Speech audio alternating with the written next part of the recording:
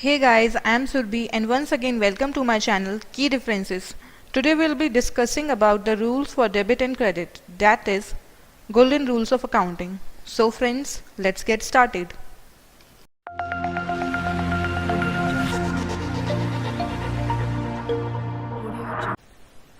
After watching this video, you are going to understand why do we need rules for accounting, what is journal, what are the different types of accounts, what is personal account and its types, what is impersonal account and its types, golden rules of accounting, and how can we apply these rules. Now, first of all, we are going to understand why do we need rules for accounting. As you guys know that in double entry system, due to its dual aspect, every transaction affects two sides, and so to pass journal entries, we require certain rules to enter the transactions in a systematic or say chronological manner, and those rules are called as golden rules of accounting. Now you must be wondering about what is journal. A journal is a book of original entry wherein all the transactions are recorded as and when they take place. It indicates which account is to be debited and which one is to be credited. It keeps a record of all the transactions on a daily basis. The process of recording transactions in the journal is known as journalizing. Now, after understanding what is journal, we are going to discuss about the classification of accounts. In journal, the transactions are recorded on the basis of rules of debit and credit. So, there are three broad classification of transactions: personal transaction, transaction related to assets and properties, transaction related to expenses, losses, incomes and gains. So, on the basis of these transactions, there are two broad classification of accounts, that is personal account and impersonal account. Further, the personal account is divided into three types: natural personal account, artificial personal account and representative personal account.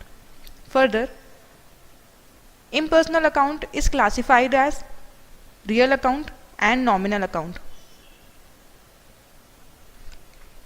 Broadly, there are three major classification of accounts: personal account, real account and nominal account, wherein the personal transactions are covered in the personal account, transaction related to assets and properties are considered in real account, and transaction related to expenses, losses, incomes and gains are covered under nominal account. So, the golden rules of accounting are provided for personal account, real account and nominal account. Come, let's understand what is personal account. Accounts belonging to persons, trade receivables, trade payables are termed as personal account. Here persons means real persons and artificial judicial persons such as companies, government organizations, society, etc. Personal account can be account of a company, bank account, accounts of debtor, creditor, etc. There are three types of personal account. As we have already discussed in the classification: natural personal account, artificial personal account and representative personal account. Natural personal account. As the name suggests, accounts related to human beings such as Joseph, Alex, Jimmy, Harry, etc. are called as natural personal account. Artificial personal account. As you guys all already have an idea of that, in the eyes of law, a business entity is a separate legal entity. It has a separate legal standing. So, accounts of companies, clubs and societies, government organizations are covered in artificial personal account. Lastly, representative personal account.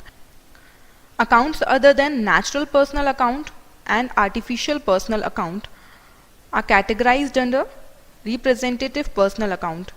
It reflects collective accounts such as capital account of the proprietor, drawings account of the proprietor, outstanding liabilities account, etc. Next, what is impersonal account? As it is evident from the name itself, accounts which are not personal are called as impersonal account, such as building account, salaries account, vehicles account, etc. There are two types of impersonal account: real account and nominal account. Accounts belonging to firms' assets, properties and possessions are called as real account, such as machinery account, cash in hand, investment, fixed deposits, etc. Nominal account. Nominal account are the accounts belonging to expenses, losses, incomes and gains, such as accounts for salary, rent, interest paid, dividend received, commission received, discount received, etc.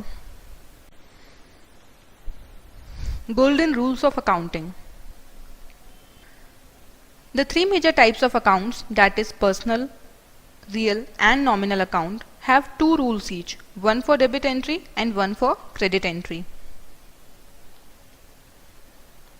So, the rule for personal account is debit the receiver, credit the giver. That means while passing journal entry, you will debit the name of the receiver, that means who has received the amount, and credit the name of the giver, that is the one who has given the amount. Next, in case of real account, you will debit what comes to the business and credit what goes out of the business. Suppose you have purchased a vehicle of rupees 40,000. So you will debit what comes to the business, and here in this case a vehicle comes to the business. So you will debit the vehicle account and credit, that means cash goes out of the business, so you will credit cash account. Lastly, for nominal account, you have to debit all expenses and losses and credit all incomes and gains. That means you will debit all the expenses that the company has made and credit whatever the incomes generated by the business. Now we are going to understand how to apply these golden rules with the help of examples. Business commenced with capital rupees 2 lakh. In this transaction, two accounts that are involved are cash account and capital account. Cash account is a real account. So you will debit what comes to the business. Here cash comes to the business, you will debit cash account, and capital account is a personal account.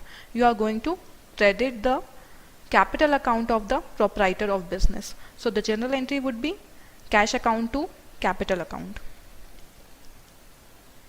Next, purchased machinery worth rupees 10,000 for cash.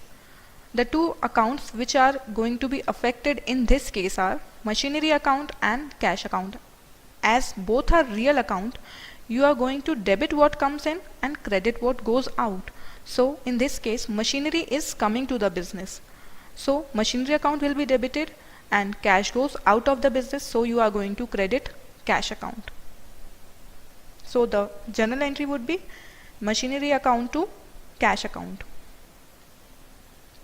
Next, purchased goods on credit from Nancy rupees 5,000. The accounts involved in this case are purchases account and account of the creditor, that is Nancy. As purchases account is a nominal account, you are going to debit the expense, as purchase is a expense of business.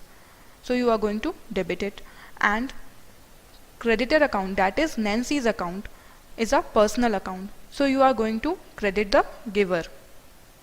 So purchases account would be debited and Nancy's account would be credited. Salaries paid rupees 20,000. Here two accounts are going to be involved, salaries account and bank account of the company. As salaries account is a nominal account and salaries is a expense of business, so you are going to debit the expense, and bank account is a personal account of the company, so you are going to credit the giver, that is you are going to credit the bank account of the company. So in this case the journal entry would be salary account to bank. Fifth example, sold goods rupees 80,000 to David and received a check against it. The two accounts which are going to be affected would be bank account and sales account. As bank account is a personal account of the company, so you are going to debit the receiver. The company's bank account would be debited and sales account is a nominal account because it is a gain or income of the business. Income is credited in this case. So the journal entry would be bank account to sales account. Lastly, dividend received. Dividend is received, that is income is coming to the business. So the two accounts which are going to be involved in this case are bank account and dividend account. Now bank account is a personal account of the company, so you are going to debit the receiver, and dividend account is a nominal account, so you are going to credit the incomes. So the journal entry would be bank account to dividend account. Okay friends, this is all for this video. Thanks for watching. I hope you find it informative. So please like and share this video.